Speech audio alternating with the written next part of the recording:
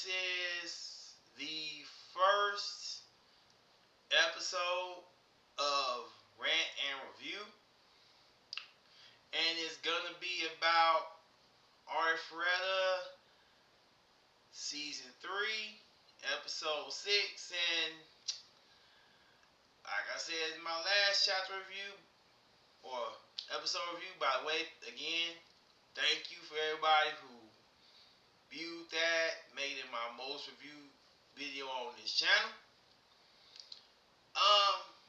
We're going into the Tsukuyomi. Now, before I get into my rant, let's talk about the episode itself. Overall, it was a better episode than I thought it would be. I liked the goblin stuff. That was funny. And one of the major themes of the episode that will be something that will be important if you're a light novel reader, you know what I'm talking about, down the line, is just the connection that Hajime has with Yui, just like being able to tell off rip that as soon as they got in there, someone snatched up Yui, cloned her, tried to put her in a desperate situation to trick Hajime, and he just basically blasts her head off. And it's like, okay, cool.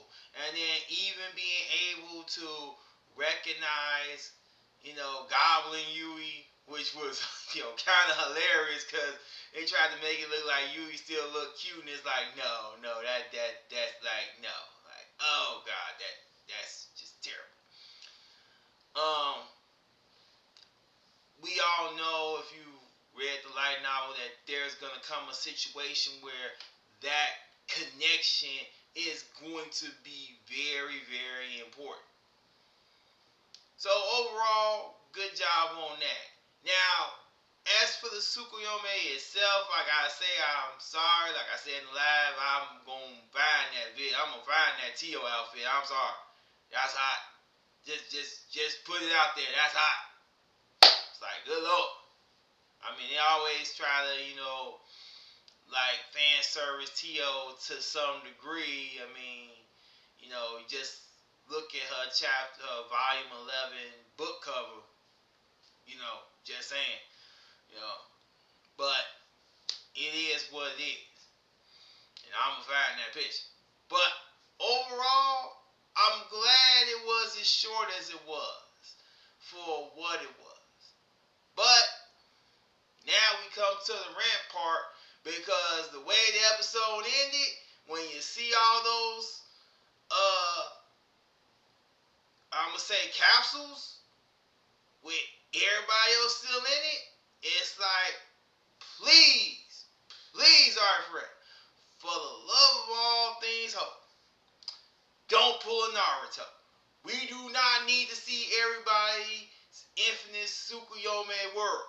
Now, Kyrie's just telling you right now, we ain't never gonna see unless Arifureta decides to make a hentai, cause basically, just spoiling light now for a bit, Kyrie's infinite Tsukuyomi world was just her with Hajime. It was just that. Trust me. She had, matter of fact, before she Eve, the only reason she got out of it is because before they started, she ran.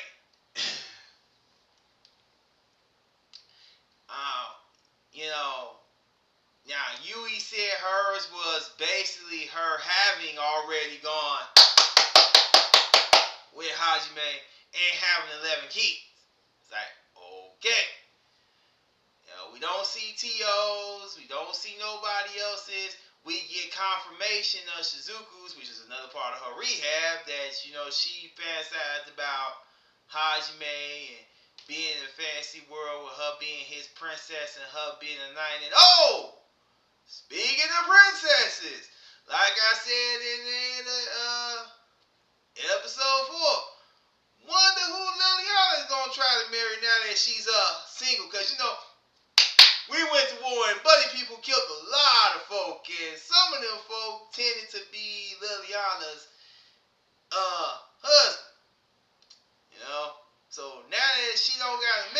So now she don't got a man. Oh my god. Sorry about this. Stupid spam. Anyway, now that she ain't got a man no more, wonder who she gonna marry. Wonder who she wanna marry. Wonder why she's sitting up here at the beginning of the episode, which was so funny because he just tossed her like on that table like hard as all I don't know what. It's like, whoo. But she still sat there for a whole segment, pretty much trying to pull her card for Naruto. If you know, you know. Trying to go back between pretty much, fantasizing over him and threatening to kill him on sight. If she could. Because, Hajime is him. But, on to the rant now. The reason I've been so dogged about this episode and why the capsule stuff works is that, I should say, is a problem, is that we have so much other stuff to come in this series. Particularly, the reason I've been so dogged on the Girl Talk backstory from Volume 9 and talking about Shizuku's rehab is because Shizuku is kind of, and this is again spoiler warning from the novels, she's going to be the bridge to Kuki. Now, this is important because Kuki's character has been treated very, very kindly by the anime. Particularly when it comes to Volume 4 and the end of it, which is the translation, was translated into episodes 12 and 13 of Season 1. If you want to know more about that, like I said, go look up on YouTube, no snitching. The audiobook is online. At least the first volumes of it. I don't know if to my knowledge, they haven't been taken down, but, that's where I found it. Or just better yet, go to Google Play. They offering like a 10% discount if you get 2 volumes, so you can just buy the volumes at your leisure. Or if you just want to know about this part in particular, go watch Just King's Season 1 recap and review. Because that's how I found out about it. Because let's just say, talking about Kuki, he has a very possessive nature when it comes to women that isn't shown in anime. Like, if you read the light novel, by now, you will be seeing Kuki's descent further and further and further in the madness. The way the anime portrays it, it's like, yeah, he's annoying, and if something happens, it happens, but it's not like, he can't be tolerated. He's gonna annoy you, but he can be tolerated. He can be tolerated. In the book, it's like, no, this dude, yeah, he breaking down, because reality ain't gone. Nice to meet you, friend. Been waiting a long time to talk to you.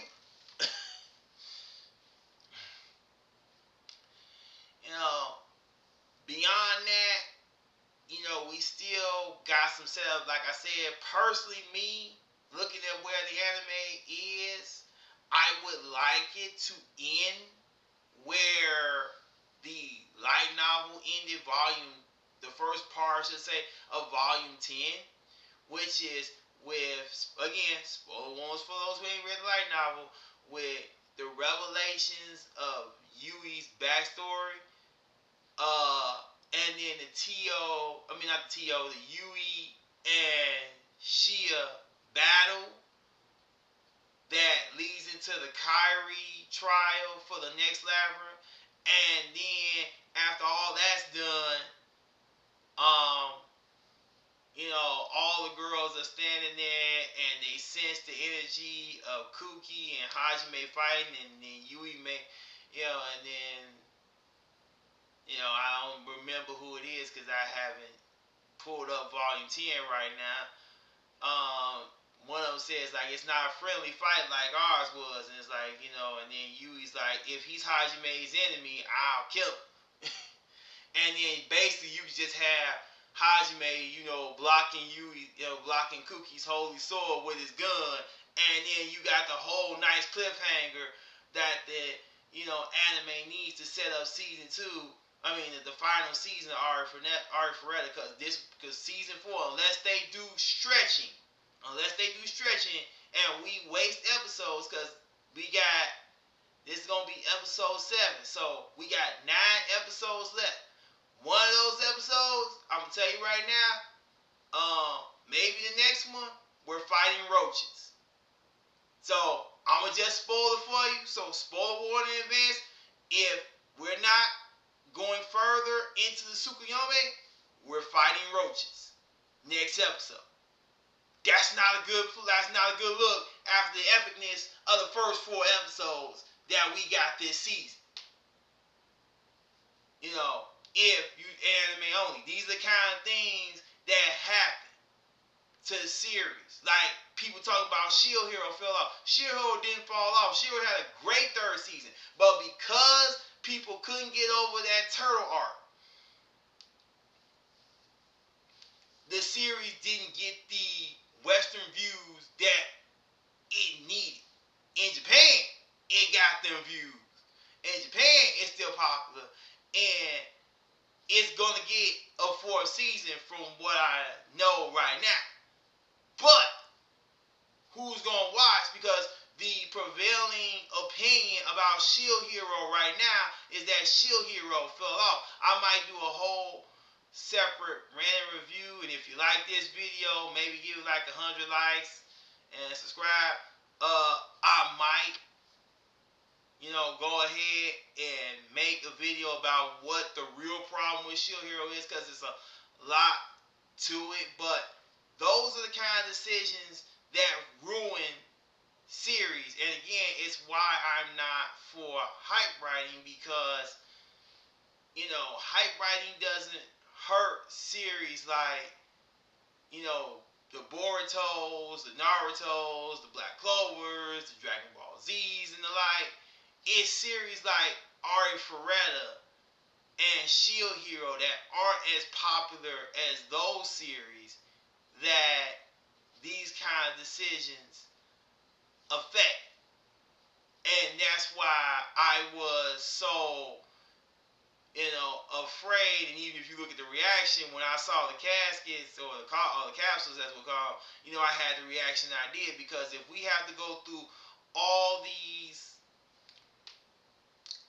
Tsukuyomi dreams, not counting Kyrie's, then we're gonna be wasting time. We're gonna be wasting valuable time and just doing stretching. And with the history of Arifureta, because of season 1, you can't trust these people to put out the adaptation that we as fans want and the series deserves. I mean, like I said, the reason I'm all on the Girl Talk backstory is because it can be used like Avatar: The Last Airbender used the bridge to set up the fight between Koki and Hajime, because you haven't seen Koki's real dark side, adapted to the series the way it was adapted in the anime. But that's just my opinion, and that's it for this, first installment of Rant and Review. If you like anything you heard, please like and subscribe to the channel, and I'll catch you in the next one.